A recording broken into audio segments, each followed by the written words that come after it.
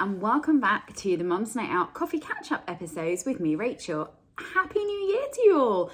Unbelievably, it is 1 year since I started recording these Coffee Catch-Up 5-minute episodes. I started on January the 11th last year, and I have been recording one of these every week, give or take. I know I missed a few weeks when I've been on holiday, but I've been recording one of these every week for the last year, and I absolutely love doing them, and I love that you guys love them because it's a little short form episode that you can listen to when you just don't have much time. And yeah, here's to the next year. So today I wanted to talk about why I don't like New Year's resolutions. Now, I understand that this is a topic I have covered recently just before Christmas with my Why Most New Year's Resolutions Fail episode. But I really wanted to talk further on it because I know if you're anything like me, every single time you go into Instagram or TikTok or Facebook or LinkedIn or Twitter or whatever is your social media platform of choice, you are bombarded with people talking about New Year's, their resolutions, their goals, all the things they're going to do differently, all the things that they're doing. And I don't want to sound like a hypocrite because I do know that obviously I am starting a coaching program next week called Firework, which is about setting your goals for the year and doing things differently this year. But I really want to clarify for anyone who is not sure about this, that it really is different. It is not about setting arbitrary New Year's resolutions that you're not going to stick to and that really don't mean things to you. The reason why I want to do things differently, because I do believe that the new year is a great time to make some changes. I honestly think you are in a different headspace once you start into the new year. And also you have this sort of sense of almost like a blank page, like a fresh start, like a new chapter starting. And it's a great time to really get clear about where you are in your life, what you love, what you want more of, and how to get that into your life. So that is the reason why that coaching program I am doing next week. However, it is not the standard New Year's resolutions. And here's a few reasons why I don't like them. Firstly, at the start of January, I am not ready. I don't know about you guys, but I find it takes me a good couple of weeks into January to get that feeling of, oh, okay, now I'm ready to make some changes. Now I'm ready for a new start. At the start of January, January the 1st, I am still firmly in holiday mode. I am still in sitting around in my pajamas doing a Christmas puzzle mode. I'm not ready to go 5 days to the gym. I am not ready to do dry January. I'm not ready for any of that. I'm still in holiday mode. I'm absolutely exhausted normally for about the first week in January, just from the sort of fallout of that very busy Christmas period and the sort of busyness at the end of the year. And so I'm really, when I see all that stuff 1st, 2nd, 3rd of January, I am just blocking it out because I am not ready. The second reason I don't like New Year's resolutions because I feel that they imply a sense of lack. You know, it's kind of, for example, people might say, I have put on weight. I've put on weight over Christmas, so I now need to go to the gym 4 times a week, or I now am going to cut out alcohol. They are great intentions to work on your health, absolutely. But coming at it from a place of lack, those goals are never going to stick because you're coming at it from a place of I am less than. I have put on weight, I am overweight, or I drink too much, or I am unhealthy. That is your sense of lack. And then everything you do is trying to fight that lack. And so it's just so much harder to stick at. So one way you could look at this slightly differently, if you wanted to get healthy, I believe that your health is like your bedrock of everything.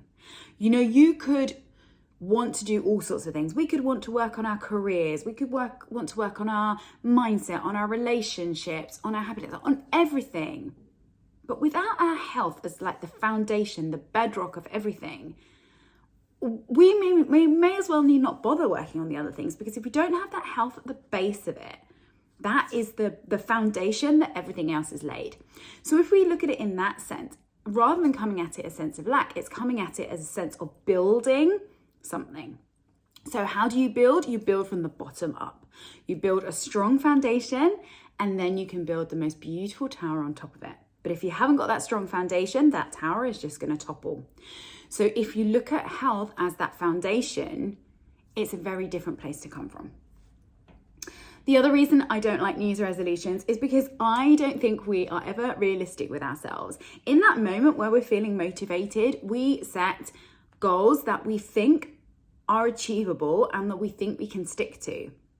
But in some of those more difficult, more challenging times when we're feeling less motivated, if we're honest with ourselves, these are not habits that we are going to stick to.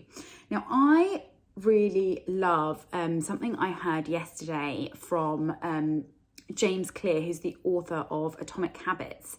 I will link in the show notes if you haven't read that book. But he talked about, when you are wanting to build new habits, about building like the intention of a habit first, which I just found really, really interesting. So let me explain to you what he means by this. So let's say, for example, you wanted to build a habit of exercise. Let's say you wanted to start going more regularly to the gym. And perhaps your ultimate goal would be to go to the gym, let's say 3 times a week. But realistically, if you are starting from zero, you've not been going to the gym at all for months, years, whatever, you're unlikely to be able to stick at a habit of just suddenly going 3 times a week, doing an hour's class, a swim, whatever. It's too much. It's too unrealistic. So what he talks about is setting the intention. So he gave this example of somebody who he said for the first 6 weeks of him going to the gym, all he did every single time was pack up his gym bag, get in the car and drive to the gym. As he got out the car, he went into the gym and he clocked his card in. And then he just got back in his car and went home. And he did that for 6 weeks. So he built the intention of going to the gym before he then started building the actual action of going to the gym. Now, I understand that is a very extreme example, but I like the idea of that, starting small and slow and building incrementally. So let's say, for example, you do want to go to the gym 3 times a week.